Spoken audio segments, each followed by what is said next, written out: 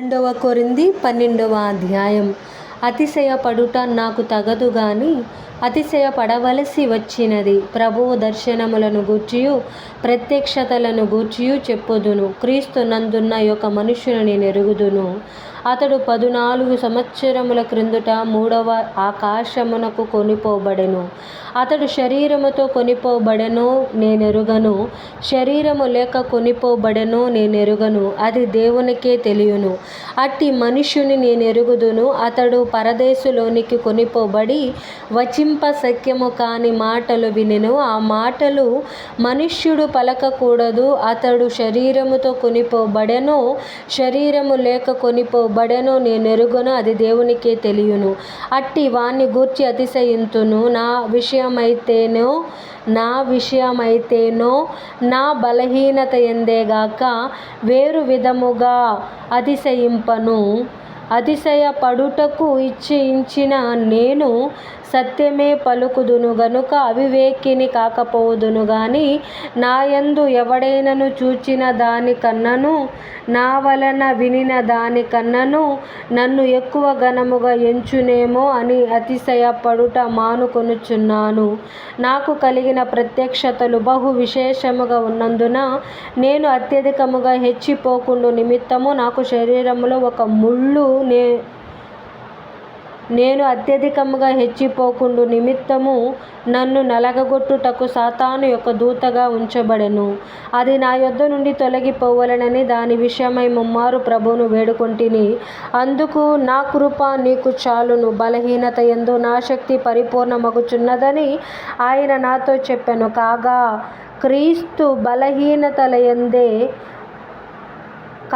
క్రీస్తు శక్తి నా మీద నిలిచియుండు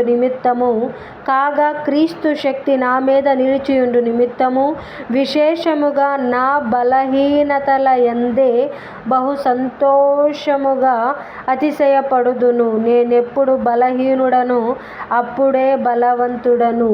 గనుక క్రీస్తు నిమిత్తము నాకు కలిగిన బలహీనతలలోను, నిందలలోను, ఇబ్బందులలోను, హింసలలోను, ఉపద్రవములలోను నేను సంతోషించుచున్నాను. నేనవివేకినైతిని, మీరే నన్ను బలవంతము చేసితిరి. నేను మీ చేత మెప్పు పొందవలసిన వాడను. ఏలయనగా నేను ఏమాత్రపు వాడను కాకపోయినను మిక్కిలి శ్రేష్ఠులైన ఈ అపోస్తలుల కంటే నేను ఏ విషయములోనూ తక్కువ వాడను కాను. సూచక క్రియలను, అద్భుతములను, మహత్కార్యములను చేయుట వలన అపోస్తలుని యొక్క చిహ్నములు పూర్ణమైన ఓరిమితో మీ మధ్యను నిజముగా కనపరచబడెను. నేను మీకు భారముగా ఉండకపోతినను విషయములో తప్ప మరి ఏ విషయములో మీరితర సంఘముల కంటే తక్కువ వారైతిరి. నేను చేసిన ఈ అన్యాయమును క్షమించుడి. ఇదిగో ఈ 3వసారి మీ యొద్దకు వచ్చుటకు సిద్ధముగా ఉన్నాను. వచ్చినప్పుడు మీకు భారముగా ఉండను. మీ సొత్తును కాదు, మిమ్మునే కోరుచున్నాను. పిల్లలు తల్లిదండ్రుల కొరకు కాదు, తల్లిదండ్రులే పిల్లల కొరకు. ఆస్తి కూర్చ తగినది గదా. కాబట్టి నాకు కలిగినది యావత్తు మీ ఆత్మల కొరకు బహు సంతోషముగా వ్యయపరిచెదను. నన్నును నేను వ్యయపరుచుకొందును. నేను మిమ్మును ఎంత ఎక్కువగా ప్రేమించుచున్నానో అంత తక్కువగా మీరు నన్ను ప్రేమింతురా? అది అలాగుండనీయుడి. నేను మీకు భారముగా ఉండలేదు గాని యుక్తి గలవాడనై మిమ్మును తంత్రము చేత పట్టుకొంటిని అని చెప్పుదురేమో.